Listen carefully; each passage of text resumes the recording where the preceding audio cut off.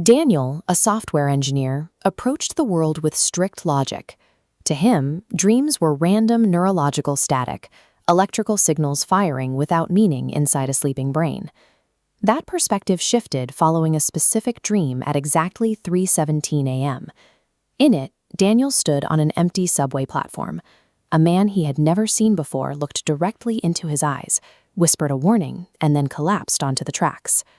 The following morning, Daniel walked into his local transit station and saw the same man from his dream. Minutes later, the stranger stepped away to answer a phone call, avoiding a speeding maintenance train that tore through the spot where he had just been standing. Daniel's rational worldview could not reconcile these events. He had rendered a stranger's face and a specific near-fatal accident before either existed in his waking life. The events accelerated. Almost every night, Daniel experienced a barrage of detailed dreams featuring new locations and specific looming warnings. Over several weeks, a single symbol anchored these sequences, a heavy, vintage red door with a brass handle, appearing in the middle of forests, at the end of empty hallways, and inside abandoned houses. The symbol eventually crossed into reality. Following an emergency call about his father's heart attack, Daniel sprinted through a hospital corridor. He stopped when he saw the exact vintage red emergency door from his dreams. He reached out and placed his hand on the brass handle. The boundary between his subconscious mind and his physical environment had become porous. The research team was left with a central puzzle. They had to determine if Daniel's brain was generating patterns ahead of time, or if it was capturing subtle environmental details that had escaped his conscious attention. Daniel checked into a clinical sleep research center to find a biological explanation for these experiences. The neuroscientists subjected him to exhaustive observation. For 7 consecutive nights, they tracked his rapid eye movements, monitored his heart rate, and mapped his brain's electrical activity. On the 7th night, the monitors captured a sharp anomaly. At exactly 3:17 a.m., Daniel entered an intense cycle of REM sleep. The researchers played back the audio recordings the next morning. While asleep, Daniel had repeatedly whispered the phrase, "Don't open the door." He had spoken these identical words at exactly 3:17 a.m. across 3 separate nights. The identical timing and phrasing suggested a deliberate, organized message was being constructed by the subconscious mind. To decipher the message, the team applied a known neurological rule. The human brain cannot invent a new face from scratch during sleep. Every face seen in a dream belongs to someone the dreamer has already encountered.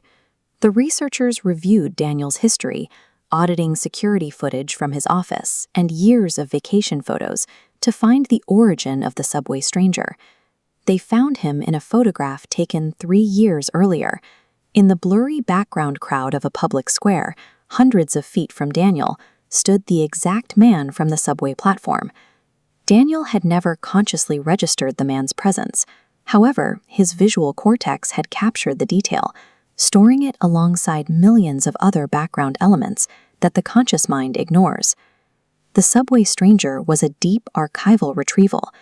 Daniel's brain had stored a high-resolution visual file from years prior, keeping it hidden until the subconscious found a use for it. To test how the brain utilizes this archive, the lead neuroscientist gave Daniel a sealed envelope containing a photograph. He was forbidden from looking at it until the following morning. That night, Daniel dreamed of walking down a long hallway into a specific room. Inside, an old woman sat in a wooden chair and pointed at a picture frame on the wall. In the morning, Daniel opened the envelope. The photograph matched the room from his dream. The window, the frame, and the chair were identical, but the room in the photograph was empty. This diagram shows a process called predictive processing. It describes how the brain uses past memories to construct a working model of reality. When information is missing, it runs thousands of rapid-fire simulations, preparing for possible outcomes. The old woman demonstrated the brain's role as a simulation engine. It used the empty room as a canvas to run a high-speed survival rehearsal, preparing Daniel for a scenario that hadn't yet occurred. 3 months later, Daniel was driving home alone through heavy rain on an empty road. Daniel initiated a sudden, involuntary brake, jolting the car to a stop on the wet asphalt. 2 seconds later, a speeding truck lost control and skidded through the intersection, crossing the path Daniel would have occupied. There were no headlights in his line of sight, but his brain had processed microsignals, the faint reflection of light on the road and the sound of tires, faster than his conscious awareness could register the danger. This suggests the brain is a high-speed detection system. It doesn't predict the future, it reacts to present reality at speeds that feel superhuman. Sleep is often viewed as a passive state of rest, but during REM sleep, the brain enters a state of intense simulation. It connects hidden dots, building stories from the millions of details ignored during the day. Vivid dreams are an invitation to consider what fragments of reality the brain is attempting to process. The volume of information our minds absorb without our awareness is immense.